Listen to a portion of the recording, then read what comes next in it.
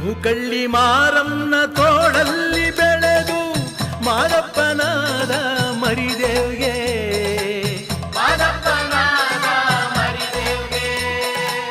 ರಕ್ಕಸ ಶ್ರವಣನ ಕತ್ತಿಸಿ ಕೊಂದ ಏಳ್ಮಲೆ ಕೈಲಾಸದೊಡೆಯಾಗೆ